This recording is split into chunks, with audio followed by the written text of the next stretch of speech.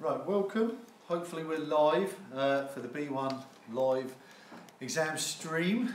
We've been having a few technical difficulties, so bear with us.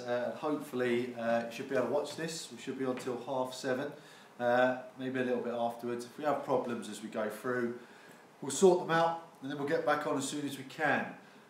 Being a bit temperamental today.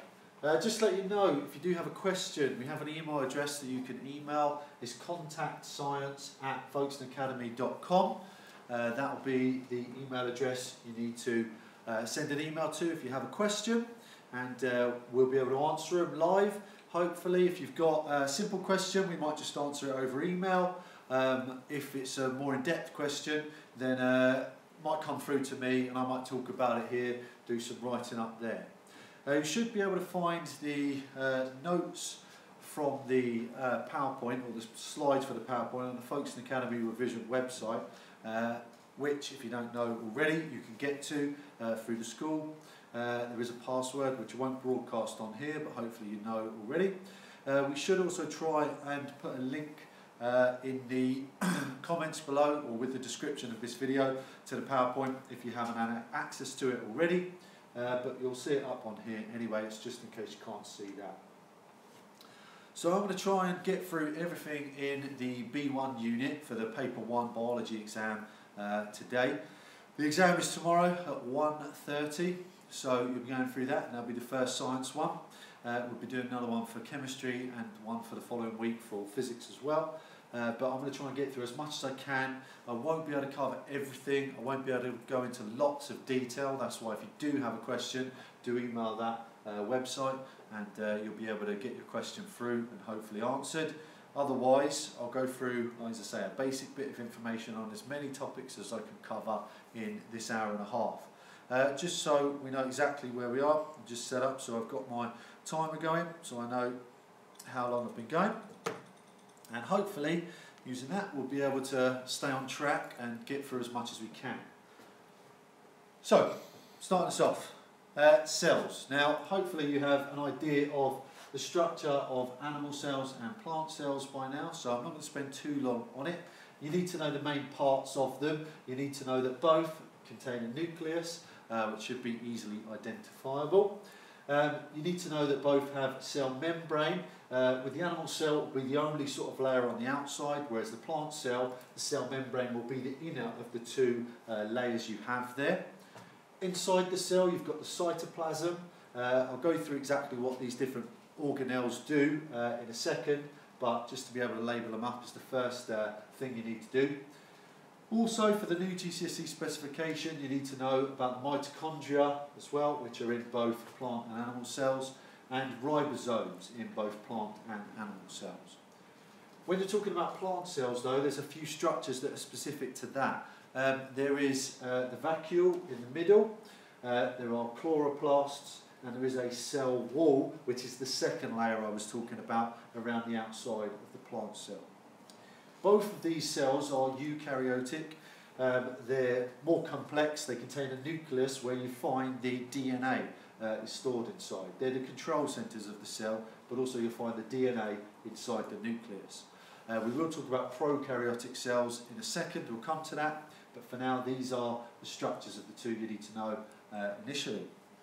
As I say, the parts of them and which ones have them, there's a lot on here. I'm not expecting you to get it just from this. I'm going to briefly run through, but as I say, download the notes later on, and then you will be able to get access to this and see this if you wish. But you've got the cytoplasm. That's the stuff I said was in both types of cells. It's a gel-like substance where all the chemical reactions take place, and it's found in both plant and animal cells. You've got the nucleus, as I say, which contains the DNA, which controls all of the cell's activities. It's like the cell's brain, if you like.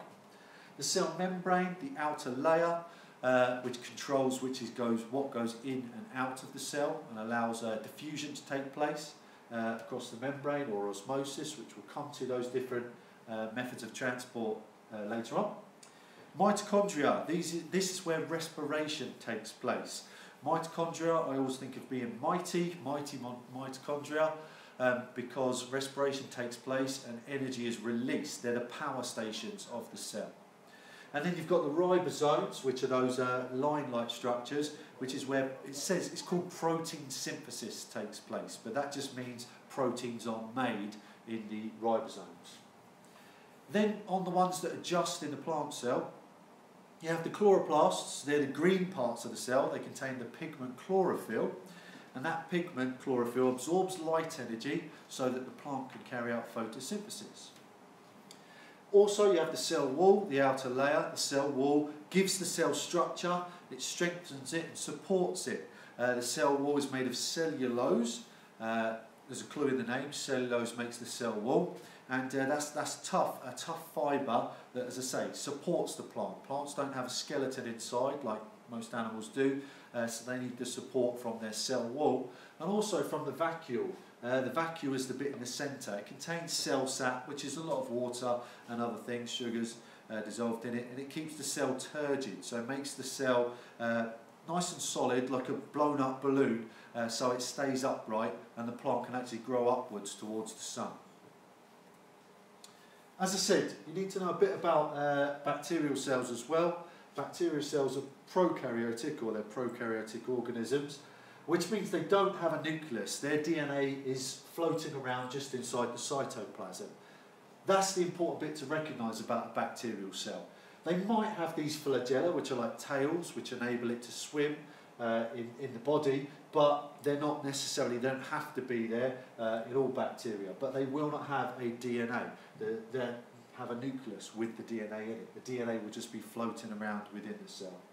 They still have ribosomes, they still have cytoplasm, they'll still have mitochondria. They do have a cell wall and a cell membrane as well, so in that regard the outer layer is similar to the plant cell, if you like. But that's the bacterial cell, and you may have to recognise that. So how do we know about different cells? We know about them through looking at them through microscopes. The light microscope is the first sort of microscope you may have come across. This is a diagram of one here. It's got all the different stages that you need to be able to recognise. You've got just the primary lens at the top and the objective lenses at the bottom. Usually the objective lenses are on a twisty little sort of dial, so you can rotate them round, so you can change the magnification of the microscope itself. They can be used to see certain images up to about 1,500 times magnification. After that, it becomes quite hard to resolve the image. So if the object's too small, it's actually very tough to see. So you won't be able to see too much once it gets too small. You won't be able to see the finer points of the cell. So smaller objects, such as the actual organelles of the cell, which are all the parts of the cell I mentioned, to see them, scientists use what's called an electron microscope. There's two different types. There's TEM, which is a transmission electron microscope, or an SEM, which is a scanning electron microscope. These are used to see very, very, very small objects or parts of cells, and they can actually produce an image of that. The image that's produced by those is in black and white because it uses electrons to actually generate that image, and you can't actually, the electrons don't carry any colour or anything or see any colour, so you get a black and white image, but often colour is added to the image afterwards to pull up and highlight different features of it. In an exam they could ask you to label like parts of a microscope, so you need to know some of the parts of it. They could also, and a common sort of question I've seen quite recently, is work out the magnification of an object or work out the size of an object given the magnification. With that, there's a simple formulae. Now this one isn't one of the formulae you're expected to memorise for the GCSE, so it should be given to you. But the magnification of the image is actually equal to the size of the image. That's the actual image that you're presented with. And to give you an example, if you had a drawing of a cell, like that, I'm not going to go into too much detail, there would be a line sort of above it, like that.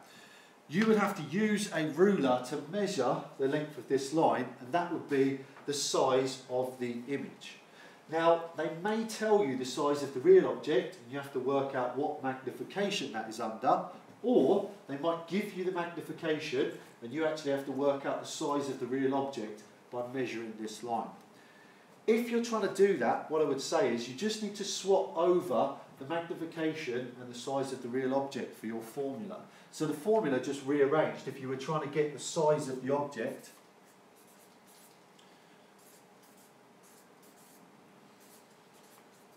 is actually equal to the size of the image still, which you would have to have measured, divided by the magnification, not the other way around. Okay? So that's the formula, just sort of rearranging that one. Also, it's important to remember your units. Units are a big thing in the GCSE now. You can be asked to use significant figures.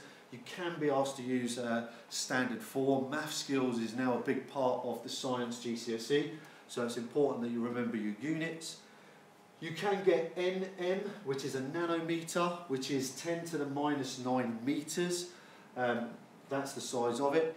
And then you get a micrometer, which looks like a funny U, which is actually the Greek letter mu, which is micrometers, and that's 10 to the minus 6 meters. So being able to recognise those and do those conversions can be important as well. Obviously, I haven't put up there things like centimetres or millimetres, centimetres being 100th of a metre and millimetres being 1,000th of a metre. I've left those off because we recognise those, but nanometers and micrometers are even smaller than that, and when we're talking about cells, we're talking about objects in these different sizes. So be aware when doing these calculations, you need to try and get your units in the same form to actually be able to do it effectively. So make sure that's the same. Cell division. This comes in the cells unit, but I've actually put up here two forms of cell division: mitosis and meiosis. Talk briefly about meiosis, but meiosis actually doesn't come up till B2. It actually comes up in the genetics unit when talking about inheritance and sexual and asexual reproduction. Mitosis is the one that does come up in B1 though, so it's the one we need to know for this. Now mitosis makes all the cells in your body. It's used for growth and repair. It divides once, and I'm going to put up a little diagram of mitosis over there on my little flip chart in a second, and it produces two identical daughter cells. Meiosis, on the other hand, makes gametes, the sex cells. It actually has two stages of division, and it makes 4 cells at the end of it, so it's slightly different. Don't worry too much about this one at this stage. I will go over this when I go into my B2 video after half term, but that's a little way away. This is the one that can come up in B1. So when we're talking about it, and exactly what I mean in terms of cell division, and the number of times it divides, what you do is you start with a body cell. Let's say, because it's used for growth and repair, let's say just the skin cell. So you've cut yourself and you need your skin to repair. What you get is you get your skin cell, which often when you draw these diagrams, you just draw the chromosomes inside the nucleus. You draw it as if the nucleus didn't exist. You can sort of see it up here. It's tried to represent it. The nucleus here is far larger than it would normally be. We've tried to see the chromosomes that are inside the nucleus. The chromosomes are the genetic material, the DNA that's been coiled up into a like string that's been coiled to make a chromosome. And the body has 46 chromosomes, 23 pairs of chromosomes. Now when you're drawing a diagram, you don't want to draw out 46 chromosomes or 23 pairs, so generally you just draw like a couple if you were to do the diagram.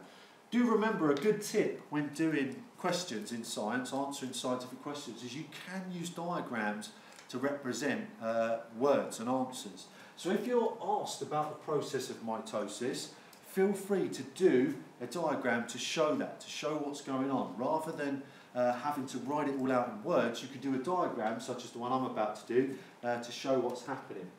So the first thing is you've got your cell, and I'm going to do it with a couple of chromosomes, no more, which I have inside my nucleus, but I've not shown the nucleus in this.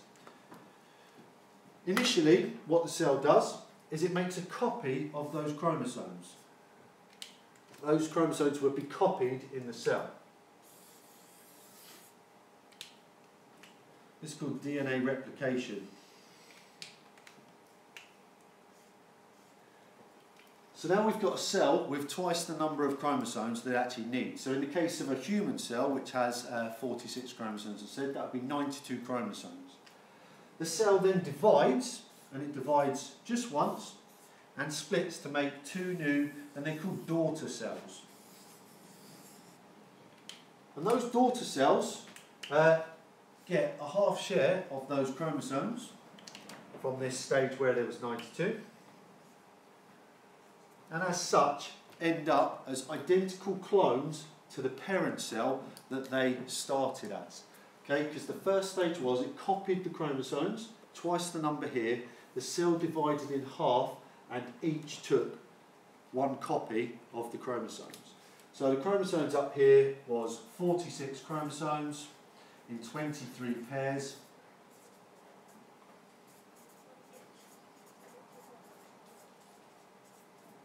And down here, the two daughter cells are identical copies. You could call them clones of the parent. Again, they have 46 chromosomes in 23 pairs. Okay, so they're identical copies. That's the process of mitosis. It's not overly complicated. Meiosis, the one that produces the sex cells, is a bit more complicated, but I'm not going to go into the detail of it now because it's not needed until later, as I've already mentioned. So that's mitosis, cell division. Now, cells are organised into different stages in a living organism. So in a human or a plant or any sort of animal, the cells would be organised right from cells, organised into groups of cells called tissues. The definition of a tissue is a group of cells working together to carry out a certain function. So those tissues can then be further organised into organs, and organs such as the stomach or the liver. So you've got cells organised into tissues, tissues making up organs, and then several organs together can make an organ system. So for example, the stomach and the intestine and the liver could be part of the digestive system, which is a system we look at a little later on. If you have several systems working together, that makes an organism. So we're made up of a digestive system, a circulatory system, a respiratory system, skeletal muscular system. All of these systems together make up a complete organism. But the levels of organisation goes from cells, simple cells, to tissues, groups of cells working together, to organs, tissues to do a certain job in the body, to organ systems, groups of organs which do a job for the body. The cells we have though, initially cells are very simple. The animal cell we saw on the first slide was just the most basic cell I could have drawn. But really, the cells that make us up, we're made of something like 3-4 billion different cells. They're actually quite specific. They do a certain job. And that's because they've differentiated. Differentiation of cells is where they adapt to perform a specific role within the body. And some examples of ones they like, specialised cells they like talking about, are sperm cells, nerve cells, muscle cells, root hair cells. These first three are found in animals, the last one found in plants. Sperm cell is specialised to do its function. It needs to swim to reach the egg, and when it reaches the egg, it needs to break through the egg into the centre so it can fuse together in the process of fertilisation. A nerve cell is specialised to transmit information quickly across a large distance. A muscle cell is specialised so that it can contract and allow the body to move. A root hair cell is specialised so that it can absorb moisture, take moisture into the plant because it's needed for photosynthesis, another process we'll look at a bit later on.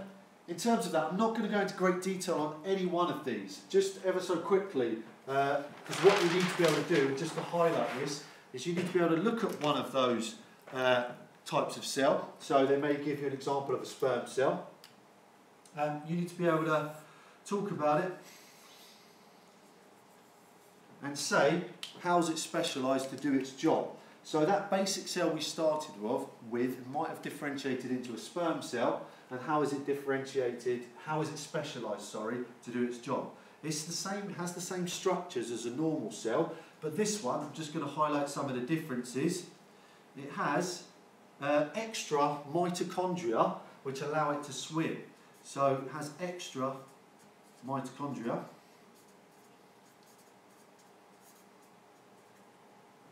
to allow it to swim. Now, why does it need extra mitochondria to do that? Well, if you remember from earlier on, the mitochondria is where energy is released in respiration. Swimming for the sperm cell takes a lot of energy, so it has those extra mitochondria to produce that energy, or release that energy I should say, so it can do its job. It also, on the front of it, has enzymes, and those enzymes allow it to break through the egg when it reaches it. Okay? We'll come into exactly what enzymes are, but for now, just take it on my word that it has enzymes in the front of it which allow, when it reaches the egg, it to break in and fuse with it. And it also has a large nucleus which contains, in this case, half the genetic information.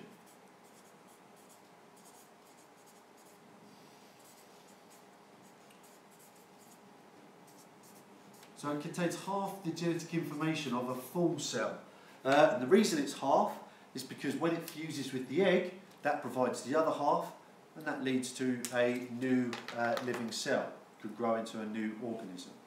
Okay, so just go through quickly the sperm cell, how that's specialised, but you'll still need to look up the nerve cell, the muscle cell, potentially the root hair cell, in how they're specialised to carry out their function as well.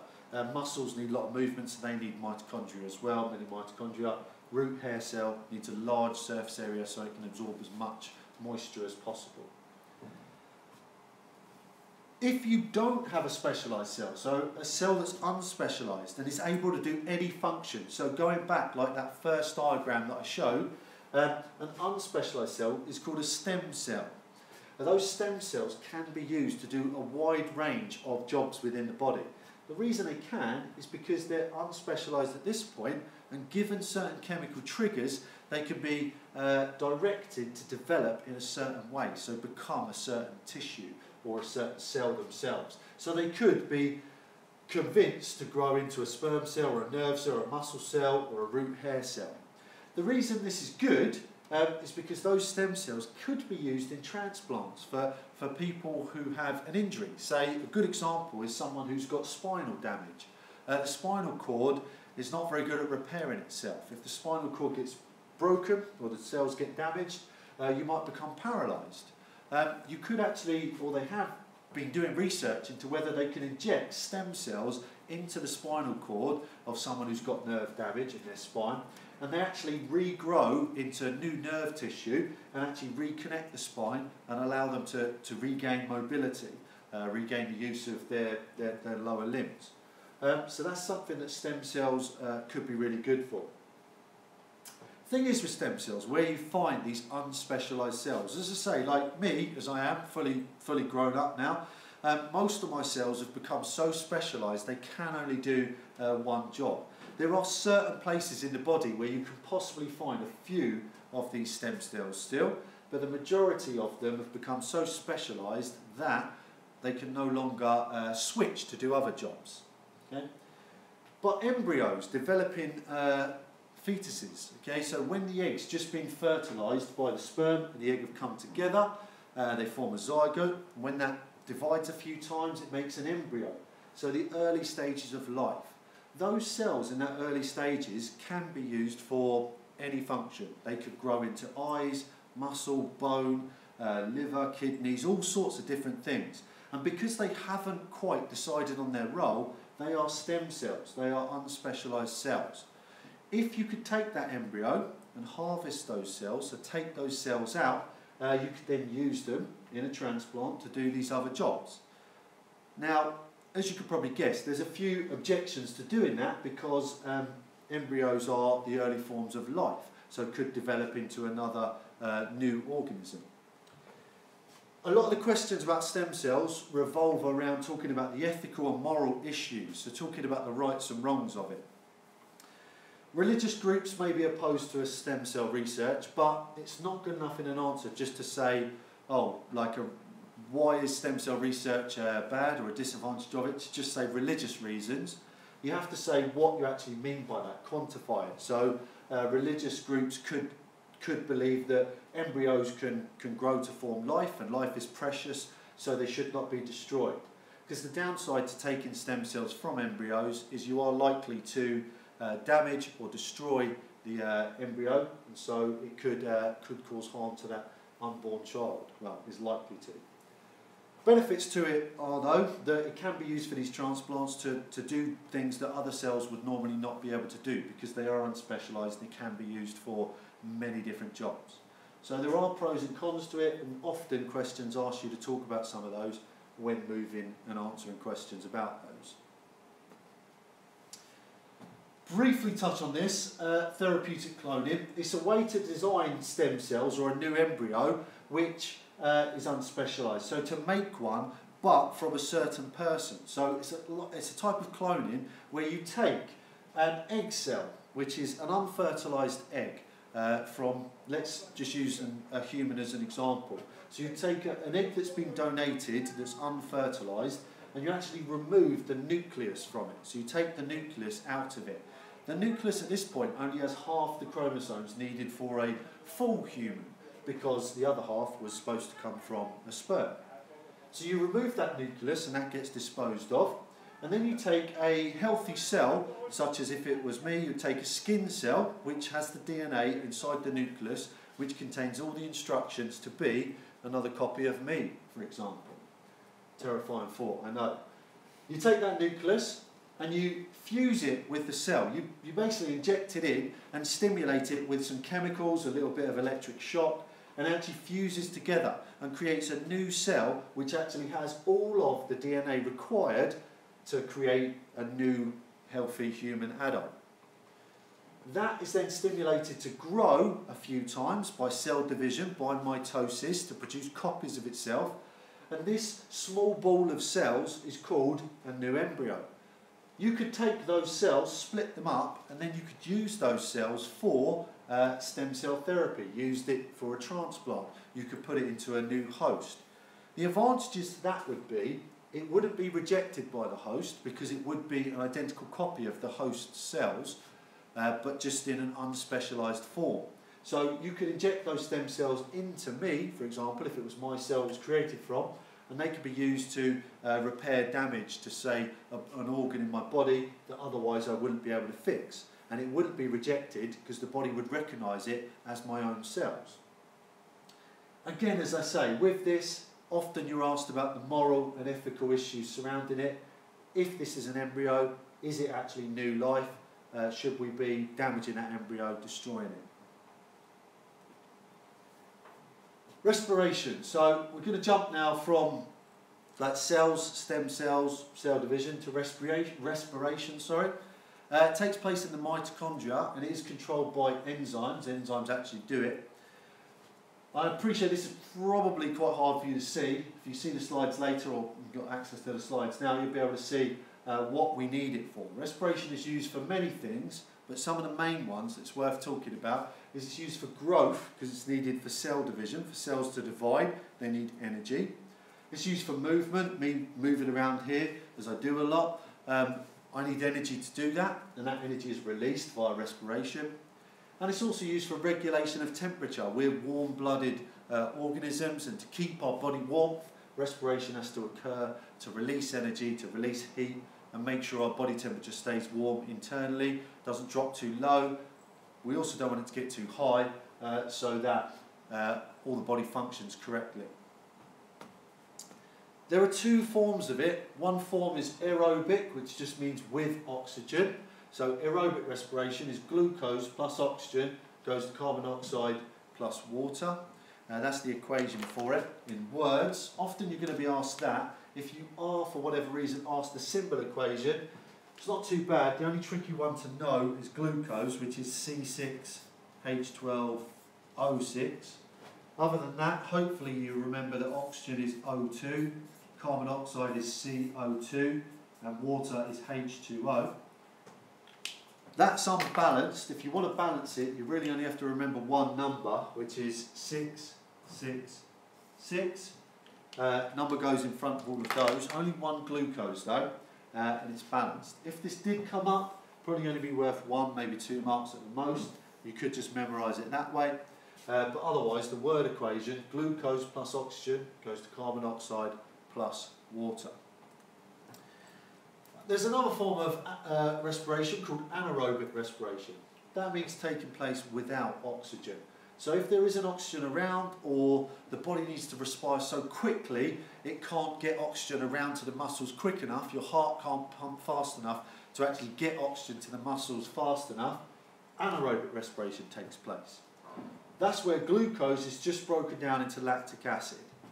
This process releases less energy than aerobic respiration, so it's not as efficient, but it will survive, or you will pass the time, will be able to keep you going for a short while.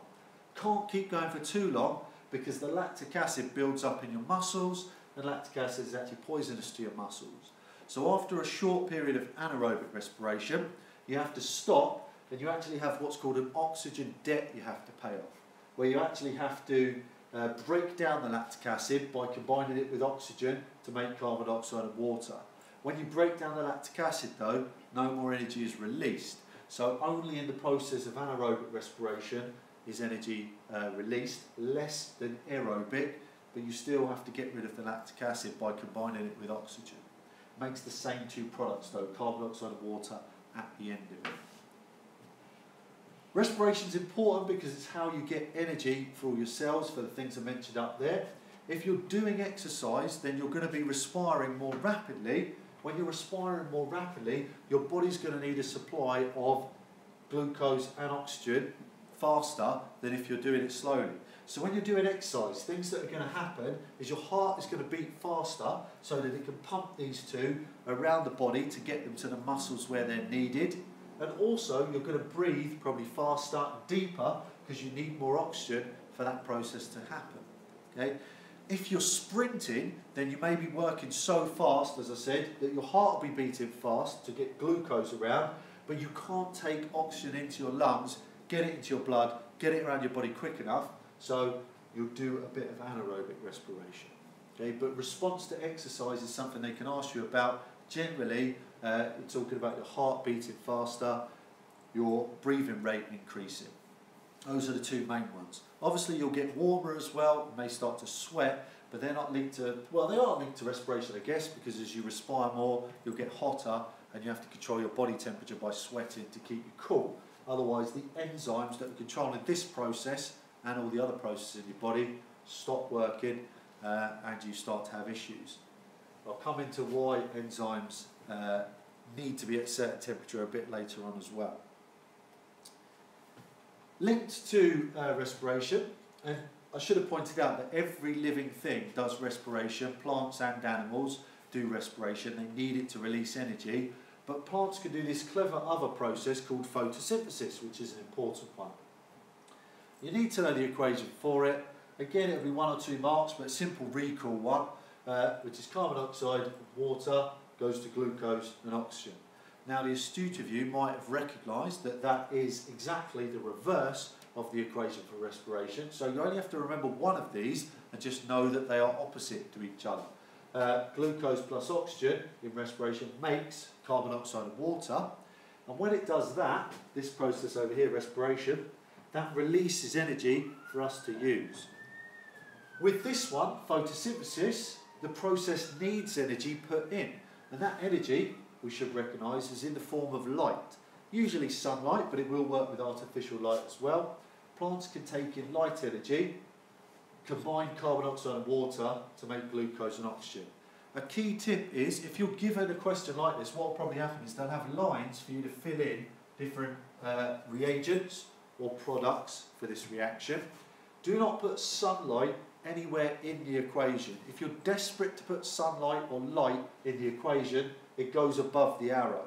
It's not actually a chemical, so it's not actually in the chemical equation itself. Light is just the energy needed for this process to take place. So you don't put it like carbon dioxide plus light or sunlight I've seen written fairly regularly, but it's carbon dioxide plus water using light makes glucose and oxygen. It's the word equation. This process is going to take place inside the chloroplast. So the chloroplast inside your cells, plant cells I should say, not inside your cells. Chloroplast inside the plant cell actually contains chlorophyll, which as I mentioned earlier is the chemical that actually captures the light and where photosynthesis takes place. The light it likes to capture preferably is actually every colour but green. They appear green because they reflect green light and they actually absorb red and blue lights in the spectrum. Now, the reason I mentioned that is because there is a practical you can do about photosynthesis, required practical, where you look at the effects of light intensity on it, which we'll look at, but you can also talk about the different colours, the effect of different colours of light on photosynthesis. It should work best with a red light, pretty well with a blue light. With a green light, it would probably work worst because it's actually reflecting most of the green light away rather than absorbing it and using it in photosynthesis. It's a bit backwards to what you might think. You've got to think that the chlorophyll, the chloroplasts, are green because they're reflecting that light back and not absorbing it. So most photosynthesis for the plant takes place in the leaf. You have to know about the structure of the leaf and how it's adapted to do that. You've got different layers to the leaf. You've got the upper epidermis, which is like the skin on the top of the leaf, and on top of there you've got a waxy cuticle. That waxy cuticle is to prevent water being lost. Wax is very good at blocking water, so water can't evaporate from the top of the leaf. The trees now have lots of leaves on them. If you pick one off and rub it, you'll feel the top is quite waxy. It's to prevent the water being lost for the top when they're out in the sun all day, getting heated by the sun. You don't want water evaporating out the top of the leaf, so that waxy cuticle protects it. You've got a layer of cells that stand up on end called the palisade layer. Those cells contain lots and lots of chloroplasts, and that's where the most photosynthesis happens. The reason being that's the top layer is because light is usually shining on the top of the leaf. They can absorb the most sunlight, therefore they can do the most photosynthesis. Underneath the palisade layer you've got the spongy layer, spongy mesophyll, which has air gaps in it. So it's spongy because it's got air gaps in it. And the reason it has air gaps is because that allows the gases involved in photosynthesis to move, the carbon dioxide to come in and the oxygen to go out in the process of photosynthesis. So it allows those gases to move around through the spongy layer and get to the palisade layer and get around the leaf itself. At the bottom you've got the lower epidermis, which is a layer of skin, and they may have a waxy cuticle on the bottom just to prevent extra water loss, but it's not so much on the bottom because most of the water is going to be lost at the top. What they definitely do have though, something to notice, is they have holes, and those holes are called stomata. Now the holes are tiny, microscopic. You can see with a microscope. You wouldn't actually see with the naked eye. You wouldn't be able to look at a leaf and see those holes. There is a little experiment you could do where you can take a piece of sellotape and press it gently to the bottom of a leaf, peel it off, and if you look at the sellotape, you might be able to see the impression of the stomata, the gaps where the stomata have left the imprint on the sellotape. But they allow gases to escape and come into the leaf. They'll allow carbon dioxide to enter and oxygen to leave. That's what's going to be happening during the day, but at night time, when there's not a lot of sunlight around, well, none, shouldn't say a lot, they're not able to do photosynthesis. So they're only doing respiration at that point. During the day, they will still be doing respiration, but they'll also be doing photosynthesis. And the photosynthesis will be creating oxygen at a faster rate than respiration's taking place in a leaf. So therefore, oxygen will be leaving, carbon dioxide will be going in. But at night time, when there's no sunlight, the plant won't be able to do photosynthesis because it needs that light energy to work. So at that point it can take oxygen in through the stomata and respiration can take place and go on. And it can use up the glucose that it's stored during the day to do respiration and sustain itself, provide the energy it needs to live. Okay? The leaf itself is adapted to do photosynthesis because a leaf, if you look at it, is quite broad so it can capture as much sunlight as possible. It's quite thin to allow gases to pass through it easily. We talked about the waxy cuticle to prevent water loss from the surface, and it also has veins running through it which contain the xylem and phloem, which I'm going to come to in a second, which allow the movement of water and food throughout the plant. So with photosynthesis, it's controlled by some factors. We said that sunlight is what causes it to take place. These graphs are quite common graphs to show about photosynthesis. Now this one is if you increase light intensity, this is rate of photosynthesis along here. So if you increase the light intensity, i.e. shine more light on the plant, photosynthesis will happen faster. But eventually it gets to a point where the photosynthesis can't take place any quicker. And that's because one of these other factors has become limiting, has slowed down the rate. So no matter how much more light you give it, it can't get any faster than that at that point. Similarly, carbon dioxide. If you increase the concentration of carbon dioxide, photosynthesis will get faster until it gets to a point where one of these other factors is limiting it and it can't get any faster. Temperature is slightly different. Temperature increases as you increase the temperature up to an optimum temperature, which is around 40 degrees Celsius, and then it starts to fall. And again, that's linked to enzymes. It's because photosynthesis, like many other processes inside cells and inside the body, is controlled by enzymes. And enzymes work best at around 40 degrees Celsius. Past that temperature, they become denatured. And I'll look at it again in a bit, but for now, they become denatured. So if you want to speed up photosynthesis, so you want photosynthesis to happen as quickly as possible, you provide the plant with as much light, as much carbon dioxide, and get it to its optimum temperature as you can. That's what a greenhouse is designed to do. It traps in heat to keep the temperature around 40 even during the winter. You can pump in carbon dioxide into a greenhouse, and they do that on a big industrial scale. And the glass is designed so light can get in and get to the plant, and it can actually carry out as much photosynthesis. A really advanced greenhouse might have artificial lighting so that the plant can receive light all day long and all night and do as much photosynthesis as possible. So when photosynthesis is taking place, the plant is using up water. Carbon dioxide plus water makes glucose and oxygen. So water is being lost from the leaf. Also, water will be lost through the stomata, particularly on a hot day, and also might evaporate even though it's got that waxy cuticle on the top. The plant actually moves water up from the roots, where it absorbs through the process of osmosis, which we'll come to, into the roots, and then it gets sucked up the stem into the leaves through the process of transpiration. Transpiration is literally just the movement of water up through the plant. It happens because when water is lost up here, it creates negative pressure, which sucks the water up through the roots, up the stem, into the leaves. Just like if you took a straw and sucked on the end of it and put it into some water, it would create negative pressure and it would suck the water up the straw.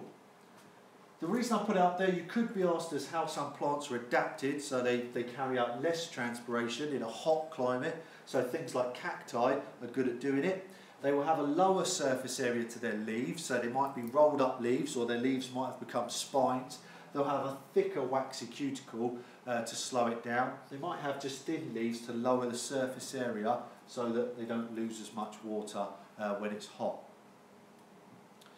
The transport tissues in the plant I mentioned earlier are xylem and phloem, and the way I remember what they carry is the xylem transports water.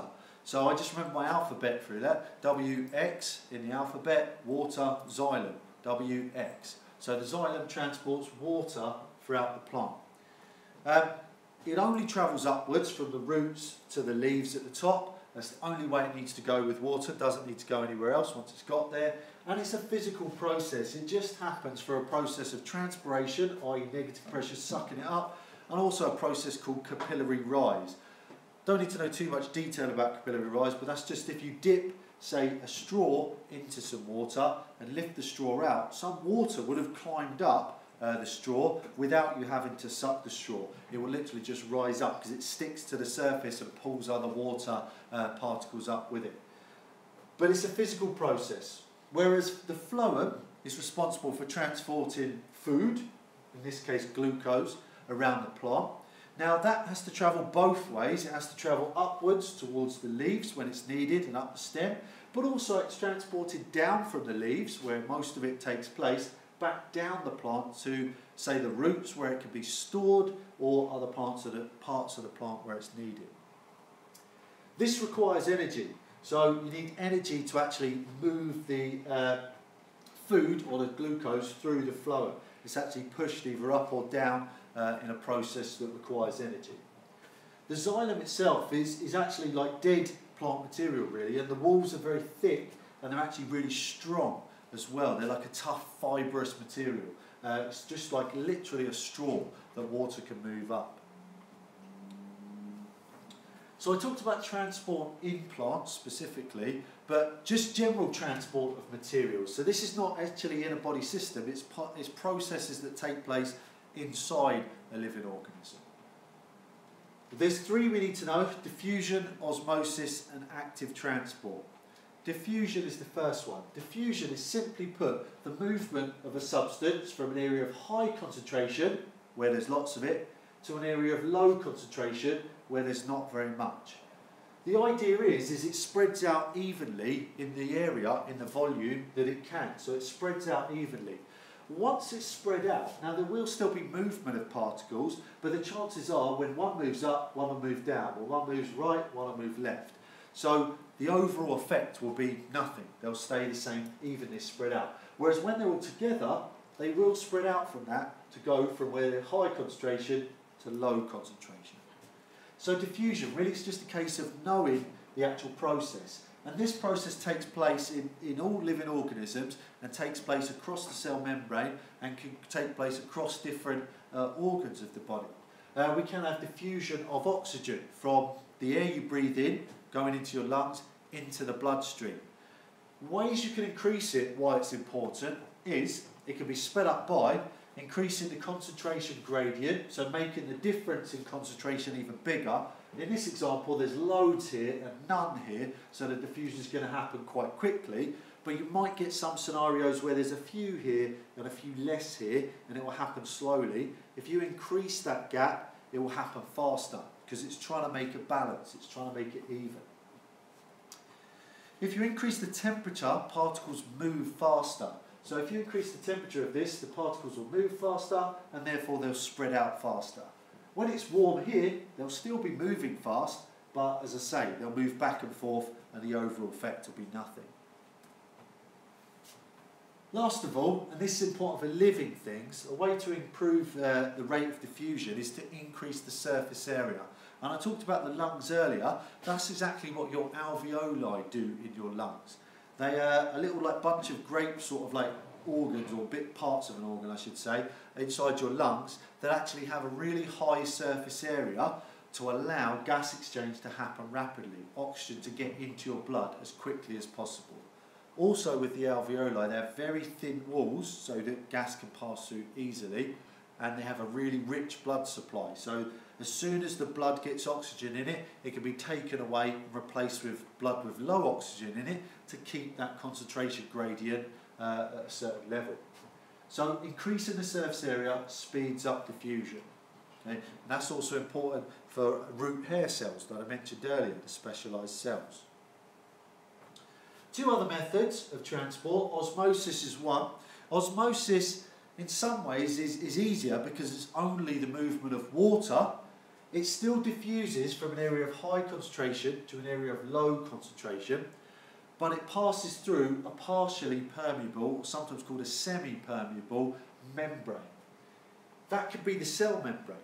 Okay? So in this example, which whether you can see or not doesn't matter so much, but in this example there is a high concentration of sugar molecules on the right and a low concentration of sugar molecules on the left. Now the sugar molecules in diffusion would spread out across that way from right to left, but they can't because of the membrane stopping them moving.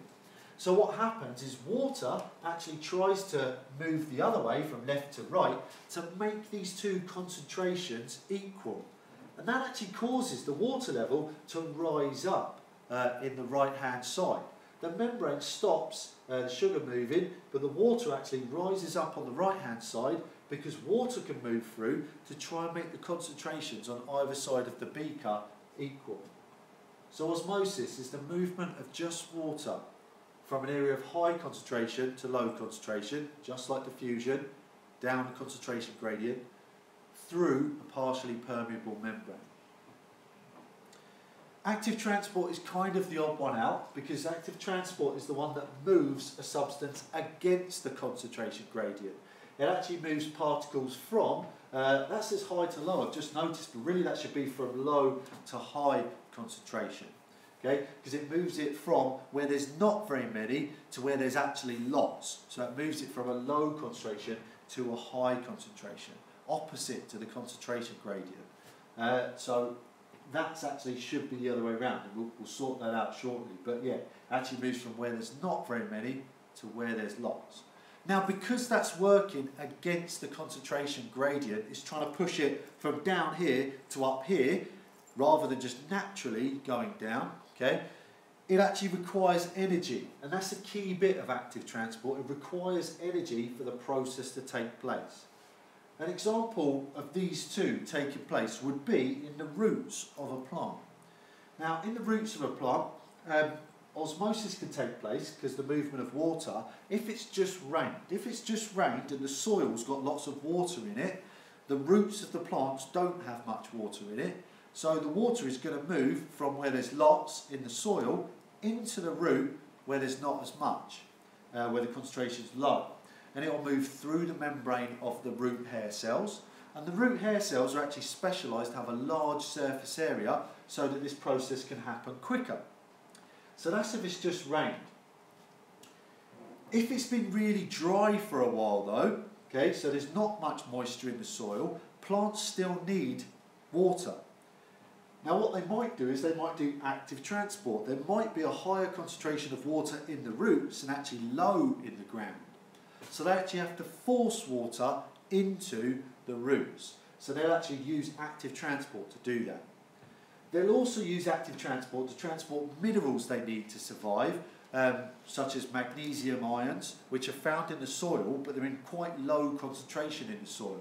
And when it's put lots into the actual root itself, it has to actually force more to get into the plant than is actually currently present in the ground, so it has to use active transport to force that to happen.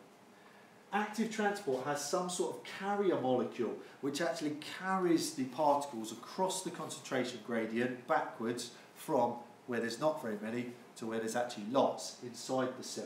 So it involves carrier molecules or carrier proteins which actually move the particles in. Now a little bit more about osmosis, because there's a required practical on it that you have to be able to do, which is where you can investigate osmosis in potato discs or cylinders you can actually make. And you should have had a go at them. What you do is you take a cylinder of potato that you used a cork borer to cut out of a piece of potato, and you put it into different concentrations of water with sugar. It could be salt as well, it will work just as good. But sugar we're going to talk about for now. So when you put those cylinders into different concentrations of sugar solutions, and you might also put one into just pure water, it depends what's going to happen to the actual potato cylinder. You'll probably weigh the potato cylinder beforehand, you might measure its height as well, and when you've put it in a solution of pure water, the concentration of sugar dissolved inside the potato cylinder, glucose, is probably going to be higher than outside in pure water because it's just pure water. So what will happen is through osmosis, water will go into the potato cylinder, and when it takes in water, it may increase in length, it may increase in mass. So you weigh it afterwards and you'll see the mass would have increased. When you put it into sugar solutions though, if you've got a sugar solution that is just a little bit stronger than the concentration of sugar inside the cylinder, then water will move out of the cylinder into the solution to try to balance it out, because it moves from a high concentration to a slightly lower concentration, and the cylinder will shrink a little bit and it may get lighter, its mass might fall. When you've got a concentrated sugar solution, the concentration gradient is big. This is a really high concentration of sugar with a low concentration of sugar inside the potato. Now the sugar can't move through the partially permeable membrane, so water inside the potato cylinder moves out of the cylinder to try and dilute down the solution, and that causes the potato cylinder to shrink massively. And the mass of it would be a lot lighter, the length of it would probably be shorter. In this practical, what you generally do put the potato cylinder in different concentrations of sugar solution or salt solution, leave them for a length of time, 20 to 30 minutes, need a bit of time for it to work, and then take the mass or length of them afterwards. And when you do that, you'll probably then get some data where you can plot a graph, and you can actually find the point where there is no change in mass. When you find that point where there's no change in mass, it's actually called isotonic. It's where the point is where the potatoes are its natural concentration. That's the concentration of salt or sugar within the potato normally. So it doesn't change its mass. Right, moving on. We're about sort of 50 minutes in, just past halfway. Got about just over half an hour left, about 35 minutes. We've got to talk about the digestive system, circulatory system, some issues with that, and then about human health as well. So we're making good time. The digestive system, you need to know the parts of it, what's involved in it. It starts in the mouth, have salivary glands which are important for enzymes, goes down the esophagus or the food pipe, goes to the stomach then churns the food up and squashes it into a pulp. Then it's pushed into the small intestine. In the stomach, it contains stomach acid, which is going to speed up the breakdown of the material that you're eating. When it goes into the small intestine, it will go past the liver, which injects bile into it. Bile does two jobs. It actually neutralises the stomach acid, which comes out the stomach, and it also emulsifies fats, which means the fat goes into little droplets rather than big lumps of fat, which are easier to break down. The pancreas injects enzymes into the food so that you can help break it down, and we need to talk specifically about some of the digestive enzymes in a second. In the small intestine, it will continue to break it down, but the main job of the small intestine is to absorb the nutrients through its walls. Here, we're going to see diffusion take place if there's a high concentration of glucose in the intestine and a low concentration in the blood around it. So say you've just had a Mars bar or a sugary snack or a sugary drink, that's going to be a really high concentration of sugar in your intestine. Diffusion is going to move it into your bloodstream.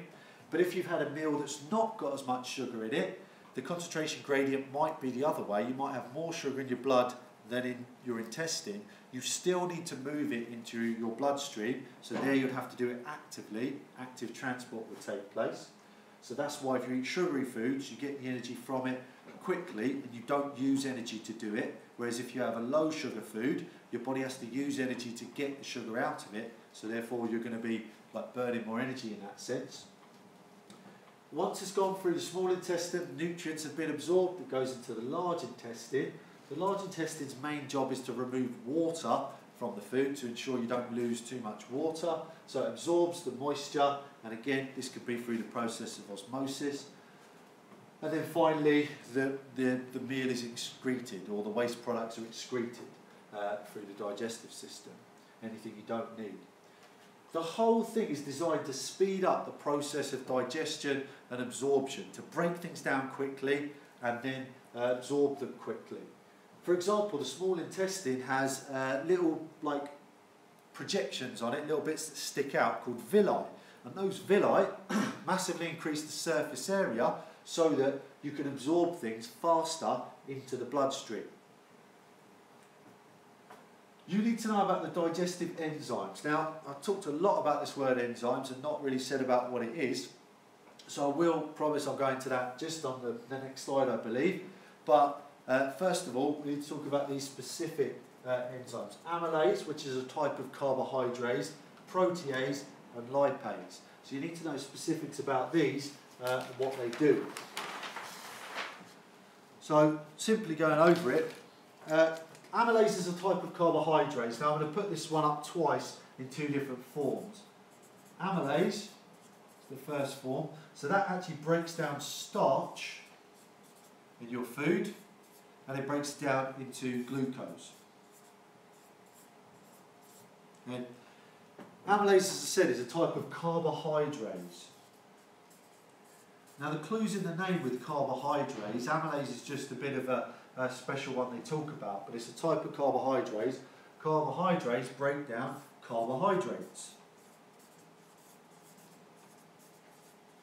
Okay, and they break them down into simple sugars. such as glucose. Okay, so that's your amylase or carbohydrates. This takes place in several areas, but takes place released by the salivary glands, particularly amylase. It also does take place in the small intestine as well. Some of that, break it down. Then you've got protease. Protease is a protein breaking down enzyme. Clue again is in the name. Protease breaks down proteins into what they're made up of, which is amino acids, which you need to build parts of your body. Okay, so it breaks down proteins into amino acids. That is produced by the stomach, some by the pancreas as well, so that takes place there and actually breaks down proteins into amino acids. And then finally, lipase. Now lipase comes from just the fancy name for fats, basically. Fats are called lipids. So lipase actually breaks down lipids, which are fats. Clues in the name again. So it breaks down lipids. And so I'm going to put brackets fat. Hopefully you can still see that on the camera there. And it breaks down into fatty acids and glycerol.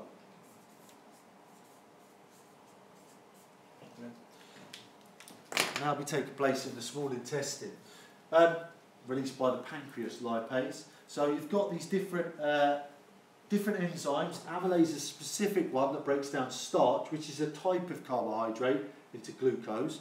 Carbohydrates is the general term for any enzyme that breaks down a carbohydrate into sugar. Protease breaks down proteins into the amino acids. They're the building blocks for proteins. And lipase breaks down lipids, which to you and me is fat, into fatty acids and glycerol. They're the products of those. So those are all enzymes. You can tell they're enzymes because they all end in A's. They all end enzymes in A's. So if you see something with A's on the end, it's generally going to be referring to an enzyme of some kind. These ones are the ones used in digestion that we need to know about. So what are enzymes? Well, enzymes themselves are proteins, so they're actually made up of amino acids. They are biological catalysts. A catalyst is something that speeds up the rate of a reaction. All enzymes, all reactions in the body are controlled by enzymes, so they're really important to us, and they work via a mechanism called the lock and key mechanism. What that means is your enzyme has a specific shape, and that shape is called the active site. In that shape fits a certain substrate. That's what fits into the enzyme. The enzyme then does a job, like might break the substrate down, and then it releases it, and the particles that it's been broken down to can be released and absorbed into the bloodstream.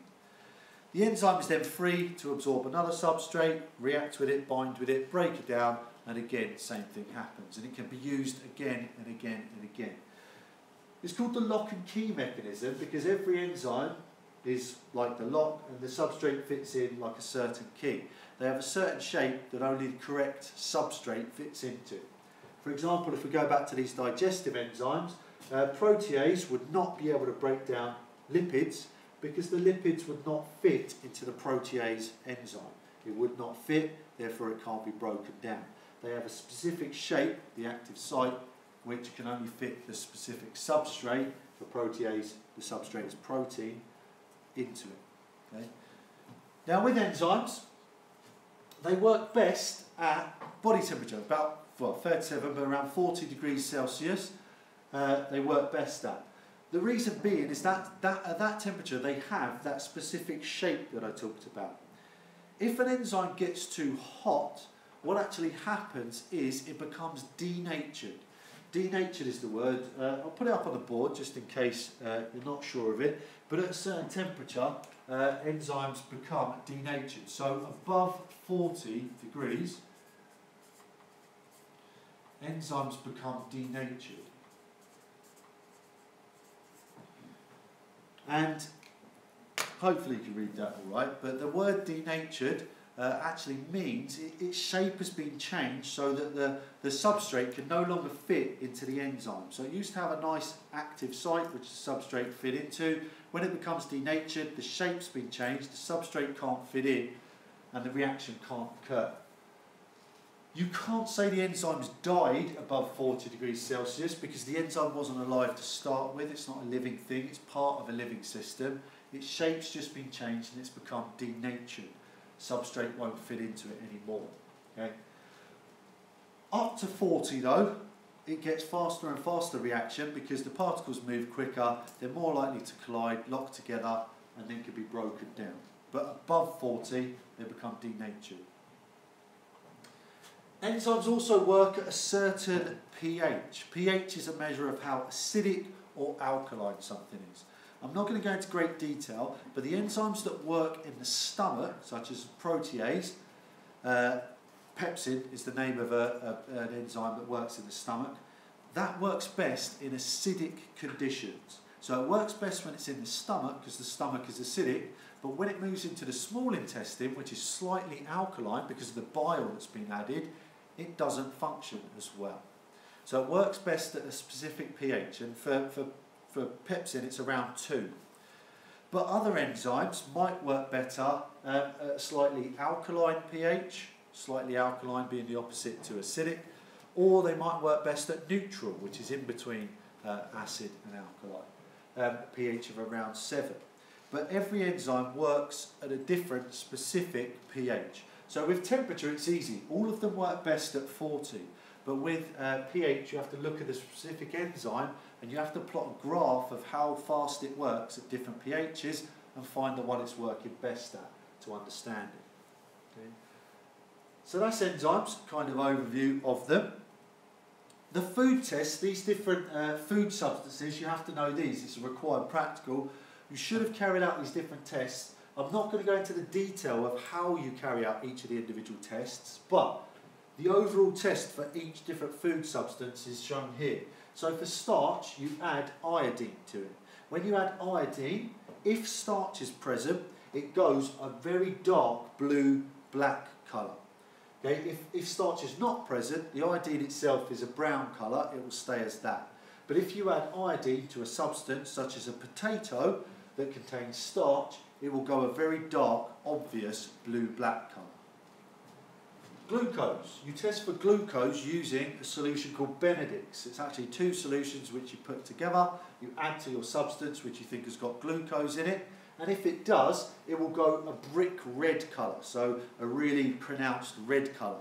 Benedict's to start with is blue, and it will go a nice red colour, brick red colour. Protein. The test for protein is Burette's, and if protein is present in a substance such as an egg, if you were tested with Burette's, it would go a pale purple colour you would be looking for as the result to tell you protein was there. And finally, lipids, which is fats. With lipids you add ethanol and you shake it up with water and ethanol, and actually if there is fat present it will go a milky white colour. You'll see that, the 2 layers will mix and it will go a milky white. Whereas ethanol and water themselves are actually clear, so you won't see them. When you shake it up with a fat, you'll get a milky white colour, which is actually the droplets of fat dispersed in the solution. So those are the food tests. Like I said, the actual process of doing it, I haven't talked about lots, but it's in the practical books. But you need to know the test for the different food substances and the result you would get. It was one of the required practicals. Moving on, we're into the last half hour. And we're going to talk about the circulatory system. We talked about the digestive system. Circulatory system is important for complex organisms such as ourselves because we can't just take, like the centre of me is too buried, too deep down for me to just diffuse oxygen from the air straight into the cells in the centre where I need it. I need it in all of the cells of my body for respiration to take place, remember, glucose plus oxygen. So because I can't just diffuse the things I need straight into my cell, I have to have a circulatory system. If you were a single cell organism, such as a bacteria, you'd just be able to diffuse things straight into your cells directly. But I have to have a circulatory system. You can have a single circulatory system or a double circulatory system. The single circulatory system passes through a heart, and that heart pumps the blood through some sort of area where oxygen is picked up. Now, this is an example from a fish, and this is its gills. When it passes through the capillaries in the gills, it takes in oxygen. It then doesn't return to the heart, it just goes straight around the fish's body. and again goes through capillaries where it drops the oxygen off. It will probably go past the gut at some point as well, absorb food before it goes to the rest of the body, but it will drop off the oxygen and the food, and then it will return to the heart to be pumped back around in just a single circle. This works for a fish because it's fairly small and works well, but for larger organisms we have to have what's called a double circulatory system. This is able to supply a larger volume of oxygenated blood quicker to the body because there are two circuits that are going on. The first circuit is called the pulmonary circuit. It actually involves the lungs. This is the lungs. So our heart has 4 chambers. We're going to look at it in a bit more detail in a second, but there are 4 chambers to our hearts. It goes, the first side, it goes into the lungs in the pulmonary circuit, picks up oxygen, and then returns to the heart. The heart then takes the blood in on the left side and then pumps it back around the entire body, past the gut again, where it picks up food, and then drops off oxygen and nutrients to where it's needed, everywhere, right from the top in the brain, all the way down to the tips of your toes. It will deposit oxygen and nutrients before returning to the heart. When it returns to the heart, it's ready to go, back again, pumped around the pulmonary circuit, into the into the lungs, in the respiratory system, pick up oxygen to return back to the heart again. We're going to zoom in on the heart just to see exactly the different parts of it in a second, but essentially where the blood goes in, both on the right and left side, you have the atrium at the top and then the ventricles are the name at the bottom. One thing to notice while we're on this, and you'll see it again when I show the heart in a second, this is the right side, despite as we look at it, it being the left side of the screen, and this is the left side of the heart, despite it being the right as we look at it. You've always got to imagine when looking at a heart that you're looking at it face on, as if it's in someone's body, and this is the right side of it, and this is the left side. So you're always looking that way, despite it being opposite to the way you were viewing it on a piece of paper. They always draw it that way round. So this is what I was talking about in terms of the heart. You can identify the different sides as well, because the left side should have a thicker layer of tissue around it, because it's got to be a thicker muscle, because the left side is actually the side that pumps it around the whole body, whereas the right side only has to pump it to the lungs. And if you think about that, think about where the heart is, think about where the lungs are, and think about how easy that loop is to do. It's just got to go straight from this heart to your lungs, which are very close, and then back to the heart again. Whereas the left side's got to get it all the way around your body and back to the heart. So it needs to be thicker and more muscular. Okay? It's a double pump because it's got both sides, and they need to pump it around 2 circuits. It's got 4 chambers. You only have to remember the names of 2 though, the atrium and the ventricle. And then it's just talking about the sides. The atrium's at the top, and the atrium's where you enter something. The atrium to a building is where you go into a building. The atrium of the heart is where blood enters the heart, both on the left and right side, and that's at the top. Then the ventricles are where it's pumped either to the lungs or around the body, and they're at the bottom. They're the bottom 2 chambers. As I say, you have the right on the left-hand side as you view it, side of the heart, and the left on the right-hand side as you view it, and it's always shown that way. The bit separating it down the middle is called the septum. It's just a piece of tissue that divides something in 2. You have one in your nose as well to divide it into your 2 nostrils. Then you also, before I talk about the actual major blood vessels in it, you have valves in it to prevent blood going the wrong way when the heart is beating.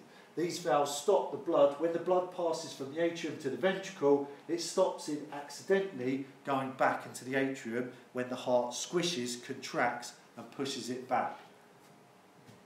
The major blood vessels are ones you need to know, and you need to be able to label them up and say which is which. The aorta, we'll start with, I could start anywhere really, is the one that leaves the left ventricle and takes blood to the rest of the body, the whole body. It is the major artery in the body, one of the most important to carry that blood around the whole body. It's quite a wide artery, quite a big artery I should say. On the opposite side, on the right side, you have the vena cava, which is the main vein essentially. It brings blood back to the heart once it's been around the body. So essentially, if we took the journey of blood starting from, we could start from anywhere, but starting from the left ventricle, it gets pumped out through the aorta and travels around the body. It then returns to the heart on the right hand side via the vena cava and comes into the right atrium. It's then pushed through the right atrium, through the valve, into the right ventricle. The right ventricle then contracts and pushes it out through the pulmonary artery. The pulmonary artery is part of the pulmonary system, which takes blood to the lungs. That then takes blood to the lungs, where it picks up oxygen and returns to via the pulmonary vein. Goes in the left atrium, through to the left ventricle, and we're back round for another loop. Always, arteries take blood away from the heart, pulmonary artery and aorta, and veins bring blood back into the heart. Usually, arteries carry oxygenated blood away from the heart because they're taking it around the body. The only one that's different is the pulmonary artery takes deoxygenated blood because it's travelling away from the heart, but it's going to the lungs to pick up oxygen for the first time, if you like. Similarly with the veins, veins always bring blood back to the heart. They always carry deoxygenated blood, except for the pulmonary vein, which brings oxygenated blood back into the heart, so again it can be pumped around the body. The sound of a heartbeat, you can be asked this, the sort of ba-boom, ba-boom, ba-boom, regular sound of the heart is actually the sound of the valves opening and closing to let blood through. That's what makes the actual sound. And the actual pace of it, the rate of it, the heart rate, is controlled by a group of cells that are called the natural pacemaker. And they're found actually in the right atrium, and they send electrical impulses through the heart, telling the muscle to contract. They're the only part of the nervous system really which is not connected to the main nervous system of the body. They send electrical impulses without a signal from the brain. You don't need to think about keeping your heart beating. It happens naturally without you thinking about it. Okay? Some problems you might get with the heart. Talking about the natural rhythm, you can get an irregular heartbeat.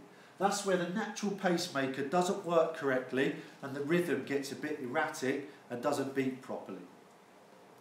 You could be fitted with an artificial pacemaker, which is a battery-operated device which sends an electrical impulse to the heart, connected to the heart, and actually controls the heart rate itself. So it overrides your natural pacemaker and takes over and artificially sends electrical signals to keep the heart beating in a steady rhythmic pattern.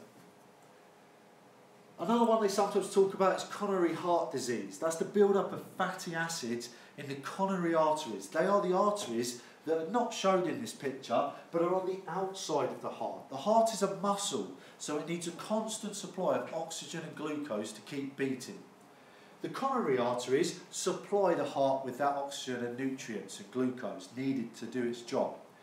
If they get blocked with the fatty deposits, which are often caused by high cholesterol, leaving these fatty deposits which can harden into plaque inside them, it actually causes a narrowing of the blood-like vessels which are supposed to be bringing this really important oxygen and glucose to the heart itself. That can actually lead to a heart attack if it's not treated, so it can cause a problem.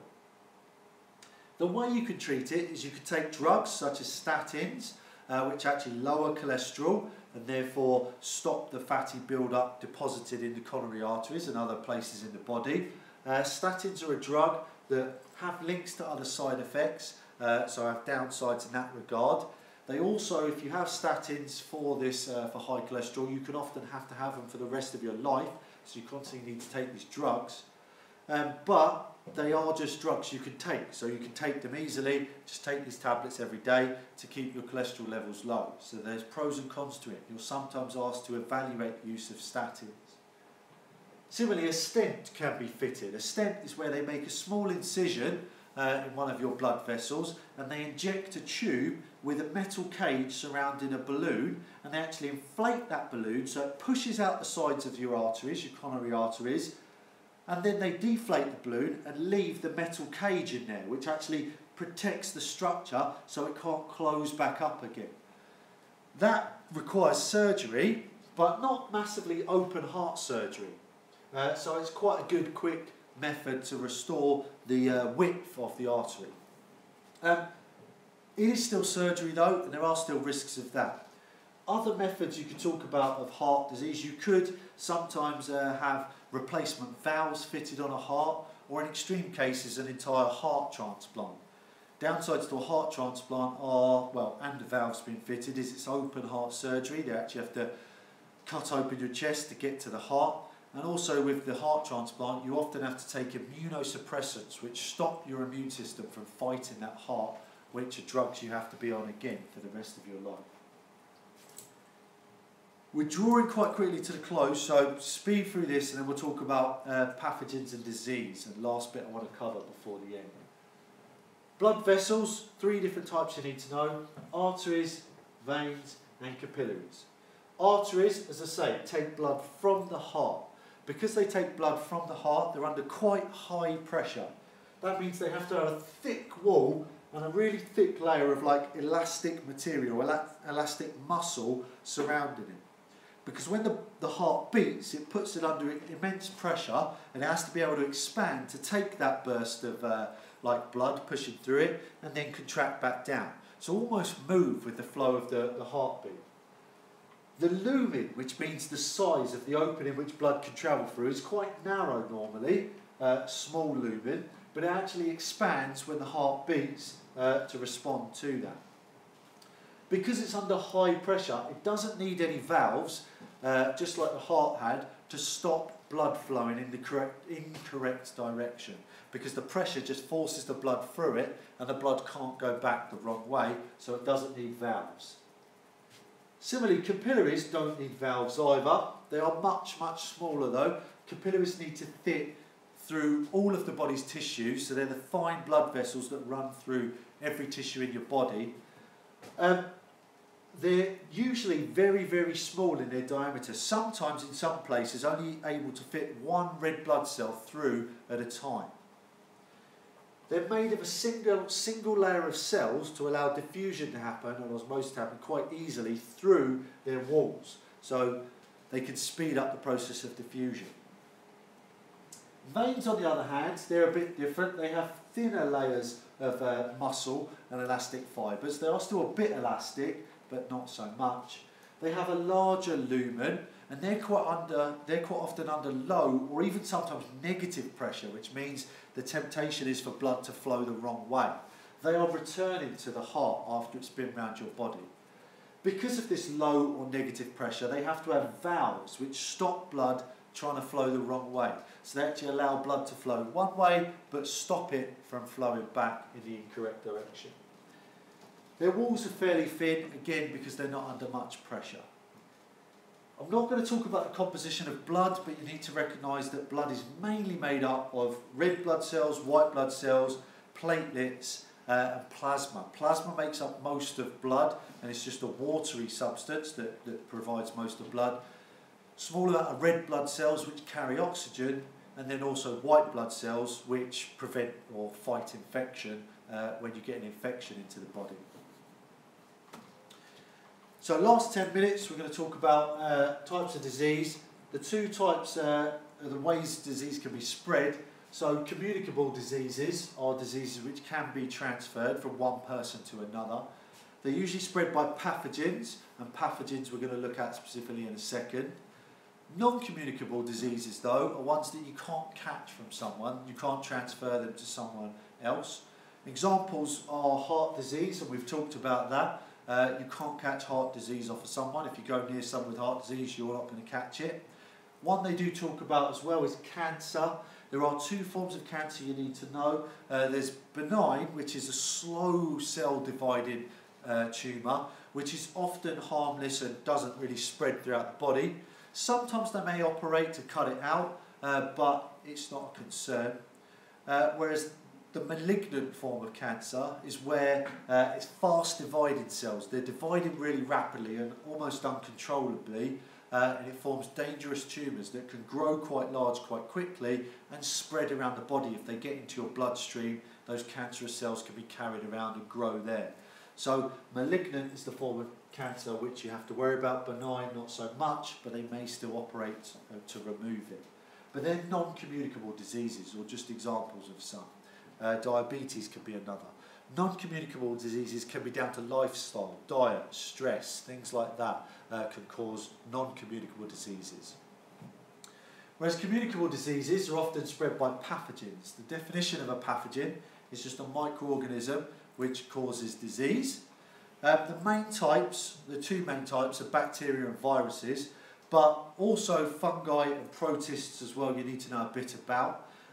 There are specific diseases you should be aware of for each. Bacteria is salmonella and gonorrhea. Salmonella is food poisoning, makes you very sick. Gonorrhea is a sexually transmitted disease. Viral diseases you have to be aware of are things like HIV, which again is a sexually transmitted disease, and tobacco mosaic virus is one they sometimes talk about, TMV. Anything that ends in a V is a good clue, it's a virus. With bacteria, I forgot to mention, you could be asked about MRSA, which is a specific type of resistant bacteria, which I'll talk about in a second. With fungi, the ones they tend to talk about are rose black spot, which is caused by a fungus, and protozoan parasites are things such as malaria.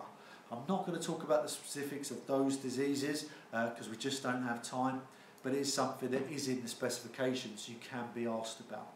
I'll talk more generally about bacteria and viruses. The one thing I will say about malaria, because it's just come to mind, is malaria is spread by mosquitoes. Mosquitoes are what's defined as a vector. They carry the protozoan parasite, the disease, but they're not affected by it themselves. The mosquitoes are not affected by the malaria protist, but they will spread it to other people, to humans, by transferring the blood around. You can spread disease in several ways, but some of the main ones they talk about are droplet infection. When you sneeze and cough, you spray droplets into the air, which other people then breathe in and can be infected by.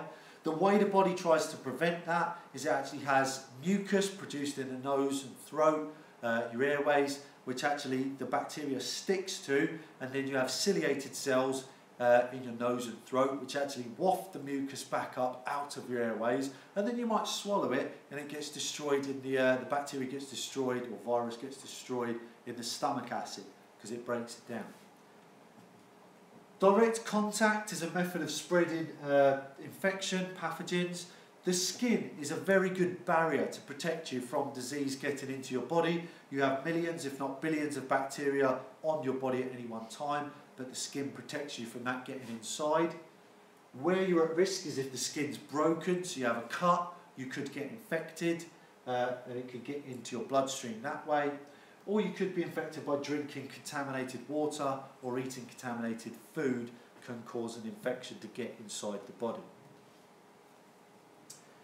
If an infection gets in, I talked about some of the ways we try to prevent it getting in. They're physical barriers such as the skin or the mucus produced by goblet cells and then wafted out by the cilia. You get white blood cells once the infection's in. White blood cells can do three things. They can ingest the pathogens and destroy them outright, which is what the diagram down here shows. They actually go round, they're called phagocytes, they go round the bacteria, they engulf it, they take it into themselves and they break it down and destroy it so it can no longer harm you. One thing I'll come back to is bacteria often make you sick by producing toxins in the body, and actually can make you sick through those toxins are actually what makes you feel unwell, whereas viruses actually invade your cells and turn your cells into virus-making factories, and then they cause damage to the cells themselves. White blood cells also produce antibodies which destroy particular pathogens. The antibodies are a correct fit for a certain pathogen. They have a certain shape and they recognise a certain pathogen and they destroy that. And when we talk about vaccination in a bit, I'll come on to that. And also white blood cells produce antitoxins which neutralise or counteract the toxins that are released by pathogens. So they stop those harmful effects from affecting you. So the medicines you can take. For bacterial infections, you can be given drugs called antibiotics. There's a trick here to not get confused by antibodies, which are produced by white blood cells and kill any type of pathogen, and antibiotics, which are drugs, medicines that are man-made and only kill bacteria. Antibiotics, a really common question is, why won't antibiotics kill HIV or something like that? And it's because it's a virus and antibiotics do not work on viral infections. Viruses live inside your cells, as I said, so it makes it much harder to actually kill. There are certain drugs that can slow their development down so they can't reproduce as quickly, and then your own immune system, your white blood cells, can produce antibodies which will bind to them and kill them or render them harmless. So you can't really kill them very easily, but you can slow down their development. Painkillers can be given to relieve the symptoms of an illness, but they will not treat the illness itself. They'll just make you feel better. So they might get rid of that headache, they might bring a fever down, such as paracetamol, ibuprofen, but they won't actually do anything to treat the illness. It's just allowing your body natural defences to work their magic and actually fight off the infection themselves. How are these drugs developed? These drugs are developed over several stages, and you have to be aware of the main stages in them. The first stages of the development usually involves computer models are used to see if the drug is actually going to be effective, and if it looks like it is, they'll then test it on small groups of cells just to see if it actually works. That's the first stage. Then they'll get to the second stage where they actually test on animals, so they'll start doing animal testing. Now, you can be asked about the ethical issues surrounding that. Some people believe it's horrible or cruel to test on animals, but drug discovery can't advance without it because they have to see if the drug is actually toxic to a living organism first. If it's cleared by that thorough testing, then they move on to human testing. Human testing is split into different phases. Initial phases usually use a small group of healthy volunteers to work out if it's safe, if there's any side effects they don't know at this stage. Then phase 2 will probably use a larger group of people, again volunteers, and they'll test to see the drug's effectiveness and also see what dose they might need and any side effects that they hadn't noticed in the small trial.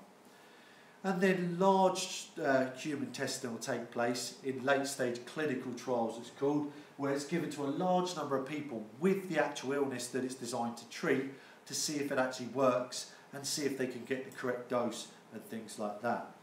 When they do these human testings, particularly the last one on a large sample, they'll do what's called a double-blind trial, which is where the patients are split into two groups. One's given the active drug and one's given a placebo.